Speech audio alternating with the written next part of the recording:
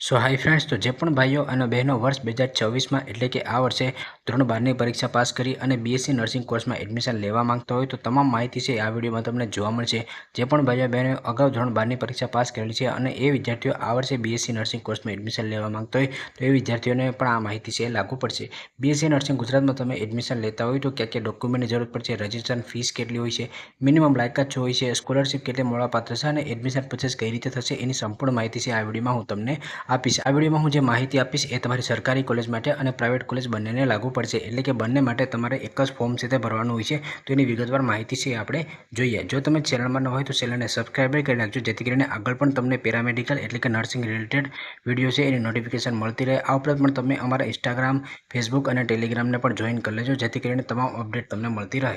જ્યારે તમે BSc nursing કોર્સમાં એડમિશન લેવા માંગતો હોય તો પહેલાં તમારે ઓનલાઈન રજિસ્ટ્રેશન છે તે કરવાનું હોય છે। ઓનલાઈન તમે રજિસ્ટ્રેશન કરતા હોય ત્યારે તમારે કયા ડોક્યુમેન્ટ છે એની જરૂરત પડશે, એટલે કે એની માહિતી તમે ફિલઅપ કરશો અને એ ડોક્યુમેન્ટ તમારે અપલોડ પણ કરવા પડશે।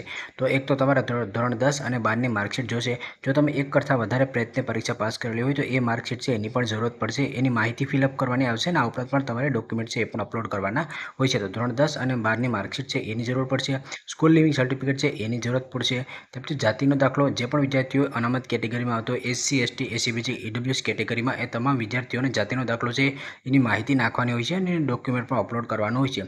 ઓબીસી કેટેગરીમાં આવતા હોય તો એને નોન ક્રિમિનલ સર્ટિફિકેટની જરૂરત પડશે અને ઈડબ્લ્યુએસ કેટેગરીમાં આવતા હોય તો એને પણ ઈડબ્લ્યુએસ કેટેગરી સર્ટિફિકેટની જરૂરત પડશે। આ જે મેં ડોક્યુમેન્ટ અત્યાર સુધી કહ્યા એ તમામ ડોક્યુમેન્ટ કમ્પલસરી રહેશે। જે ઓપન કેટેગરીમાં આવતા હોય એને કોઈપણ જાતિ પ્રમાણપત્રની જરૂરત નથી।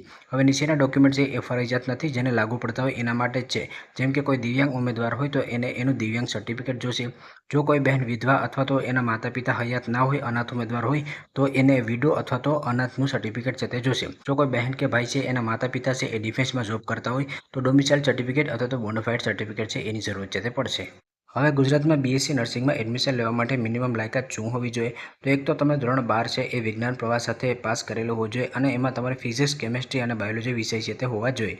ત્યાર પછી બોર્ડની વાત કરીએ તો તમે ગુજરાત બોર્ડમાંથી કર્યું હોય, સીબીએસસી બોર્ડમાંથી કર્યું હોય કે અન્ય કોઈપણ બોર્ડમાંથી કર્યું હોય તો એ આમાં વેલિડ ગણાશે। વિષયની વાત કરીએ તો તમારે physics, chemistry, biology plus English વિષય છે તે ફરજિયાત હોવો જોઈએ। મિનિમમ માર્ક્સની વાત કરીએ તો જે વિદ્યાર્થીઓ ઓપન એટલે કે જનરલ કેટેગરીમાં આવતો હોય એને 45% અને જે રિઝર્વ કેટેગરીમાં આવતો હોય એને 40% છે તે જોશે। ઓછામાં ઓછા તમારે 17 વર્ષ છે તે થયેલા હોવા જોઈએ। બીએસસી નર્સિંગમાં જ્યારે તમે ઓનલાઈન ફોર્મ ભરતા હોય ત્યારે તમારે ટોટલ 1000 રૂપિયા ફી ભરવાની હોય છે અને તમામ કેટેગરી એટલે કે તમામ વિદ્યાર્થીઓને ભરવાની હોય છે।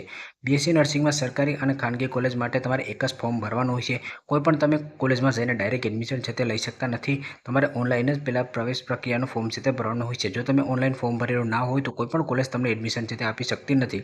જ્યારે તમારી રજિસ્ટ્રેશનની પ્રોસેસ ચાલુ થતું હોય કે આગળ કોઈ પણ પ્રોસેસ થતી હોય એના A to Z વિડીયો તમને સ્ટેપ બાય સ્ટેપ મળતા રહેશે। તો જો તમે ચેનલમાં ન હોય તો ચેનલને સબસ્ક્રાઈબ કરી રાખજો અને વિડીયો પસંદ આવે તો લાઇક કરવાનું ભૂલશો નહીં। હવે આપણે એ જોઈ લઈએ કે ગુજરાતમાં બીએસસી નર્સિંગની એડમિશનની પ્રોસેસ કઈ રીતે થશે। તો પહેલાં ધોરણ 12નું રિઝલ્ટ છે એ ડિક્લેર થશે। જ્યારે ધોરણ 12નું રિઝલ્ટ છે એ ડિક્લેર થઈ જશે એટલે બીએસસી નર્સિંગ એટલે કે પેરામેડિકલ નર્સિંગ કોર્સીસ માટેના ફોર્મ ભરવાની જાહેરાત છે તે કરવામાં આવશે। જ્યારે પણ એની જાહેરાત કરવામાં આવશે એટલે હું તમને 100% અપડેટ છે તે કરી દઈશ। તમારે જાહેરાત કરવામાં આવે ત્યાર પછી ઓનલાઈન ફોર્મ ભરવાનું રહેશે। ઓનલાઈન ફોર્મ ભર્યા પછી તમારે નજીકનું હેલ્પ સેન્ટર હોય ત્યાં ડોક્યુમેન્ટ વેરિફિકેશન માટે જવાનું હોય છે। એનું કાંઈ પણ તમારે ચિંતા કરવાની જરૂરત નથી, હું step by step live video બનાવીને તમને સમજાવી દઈશ કે તમારા લોકોને શું કરવાનું રહેશે। તો પહેલાં તમે ઓનલાઈન ફોર્મ ભરશો, ત્યાર પછી તમારું મેરિટ લિસ્ટ હશે એ ડિક્લેર કરવામાં આવશે। જે બીએસસી નર્સિંગ માટે તમારે ધોરણ 12ના માર્ક્સના આધારે ડિક્લેર છે તે કરવામાં આવશે। ત્યાર પછી તમારે ઓનલાઈન કોલેજ પસંદગી માટેના રાઉન્ડ થશે।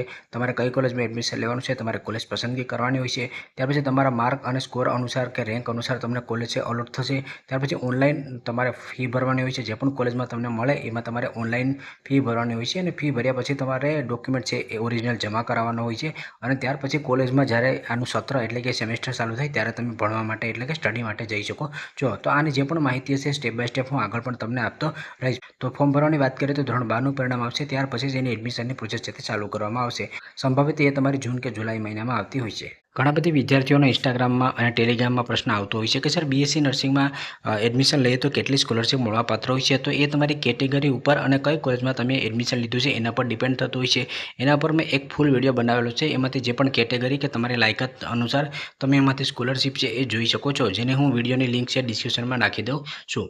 બીએસસી નર્સિંગના કટ ઓફની વાત કરીએ કે કઈ કોલેજમાં કેટલાય અટક્યું હતું, તો અહીંયા મેં ફક્ત 2 ઇમેજ બતાવેલી છે, પરંતુ આખી તમે પીડીએફ ડાઉનલોડ કરશો તો ગુજરાતમાં જેટલી પણ સરકારી કોલેજ આવેલી છે એમાં કઈ કોલેજમાં કેટલા ટકાએ અટક્યું હતું એની પીડીએફ છે એ તમને મળી જશે. એની લિંક હું નીચે ડિસ્ક્રિપ્શનમાં નાખી દઉં છું. ત્યાંથી તમે પીડીએફ ડાઉનલોડ કરી અને સ્ટેપ બાય સ્ટેપ તમામ કોલેજનું તમે જોઈ શકો છો કે કઈ કેટેગરીમાં કેટલા ટકાએ અટક્યું હતું. હવે આપણે કોલેજની વાત કરીએ તો ગુજરાતમાં ટોટલ બીએસસી નર્સિંગ માટેની 8 સરકારી કોલેજ આવેલી છે, જેના નામ તમે અહીંયા જોઈ શકો છો. અમદાવાદ, જામનગર, ભાવનગર, બરોડા, ધારપુર, સિદ્ધપુર, રાજકોટ અને સુરત. તો આટલી સરકારી કોલેજ આવેલી છે. એડ્રેસ પણ તમે અહીંયા જોઈ શકો છો અને એમાં ફીસ કેટલી છે વાર્ષિક એ પણ તમે અહીંયા જોઈ શકો છો. આ ઉપરાંત પણ જે પ્રાઇવેટ કોલેજો આવેલી છે એમાં પણ તમે એડમિશન લઈ શકો છો. જ્યારે એની એડમિશન પ્રોસેસ ચાલુ થશે ત્યારે સરકારી અને પ્રાઇવેટ બંને કોલેજ તમે પસંદ છે કરી શકો છો.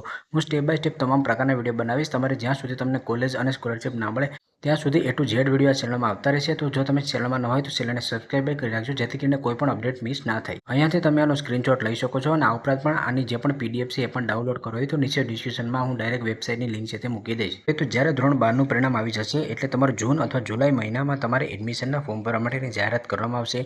તો જ્યારે જાહેરાત કરવામાં આવે ત્યારે તમારે એની સમય મર્યાદામાં ફોર્મ છે એ ભરી લેવાનું હોય છે.